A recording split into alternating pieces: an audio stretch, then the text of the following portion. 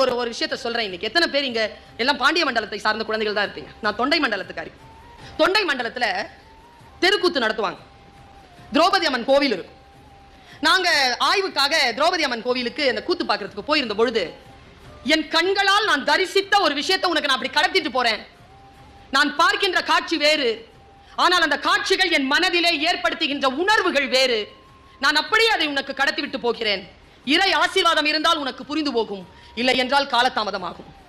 இப்பவே புரிஞ்சுக்கோ. ஏனென்றால் மறுபடியும் இத்தகைய சொல் வந்து சேர்வதற்கு காலம் கடந்து போகலாம். அப்ப நீ தெரிஞ்சுக்கிட்டனா ஒன்னும் செய்ய முடியாது. பாரு, 65 அடிக்கு ஒரு சிலை வச்சிருந்தாங்க. தலையில ஒரு கிரீடம், ஓரத்துல ஒருத்தன் நிக்கிறான் கதை எடுத்துக்கிட்டு, காலடியில ஒருத்தன் நிக்கிறான். அவன் தலையை கட்ட இருந்து அந்த அரிதாரம் பூசிக்கிட்டு அந்த அடவு கட்டிக்கிட்டு அப்படியே வரான். தெருக்கூத்து கலைஞர். அவன் யாருன்னா அவன் பீமன். இப்படியே ஓடி வந்து அங்க நிக்கிறான். அந்த இடத்துல நிக்கிற வேஷம் கட்டி அவன் வந்து துரியோதனன். அந்த பெரிய 65 அடி சிலை இருக்குல்ல, அது துரியோதனன் சிலை.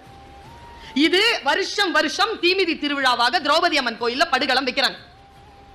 நாங்க ஆய்வு மாணவர்கள் போயிருந்த போது அதுல அவன் தொடையில ஒரு பானை குழந்தைகளை, அந்த பானையில குங்குமம். அவன் ஓடி வந்த பீமன் என்ன பண்ணா, அந்த பானையில ஓங்கி அடிச்சான். இந்த நடிப்புக்காக நின்று இருந்தால துரியோதனன் அவன் மயங்கி கீழே தொம்முன்னு விழுந்தான். அங்க பறை இசை, அங்க வந்து நாகஸ்வரம் பயங்கரமா அடிக்கிறாங்க. உள்ள இருந்து திரௌபதி அம்மனை வெளியில கூட்டிட்டு வந்தாங்க. வந்து அந்த இதை எடுத்து, அந்த சாந்தை எடுத்து அவ தலையில தடவி பூ வச்சு உள்ள கூட்டிட்டு போயிட்டாங்க.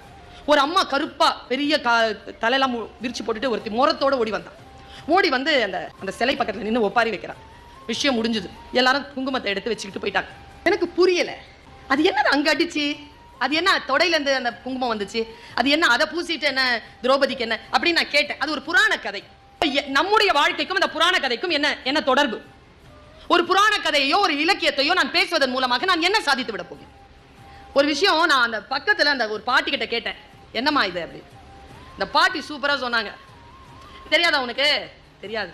இந்த கிருஷ்ணா இருக்கான்ல, கிருஷ்ணன், அந்த அம்மா சொன்னது அப்படியே சொல்றேன். இந்த கிருஷ்ணா இருக்கான்ல, அவன் துரியோதனனை கடைசியா கொன்னுடணும்னு முடிவு பண்ணிட்டான். 99 சகோதரனையும் கொன்னுட்டான். இவனையும் கொல்லணும்னு முடிவு பண்ணி நாள் குறிச்சிட்டான். இல்ல கவனி, இது புராணம் அல்ல. இது என் மனசுக்குள்ள நுழைஞ்சு என்னமோ பண்ணினா ஒரு செய்தி பேரன்போடு உனக்கு நான் கடத்துறேன்.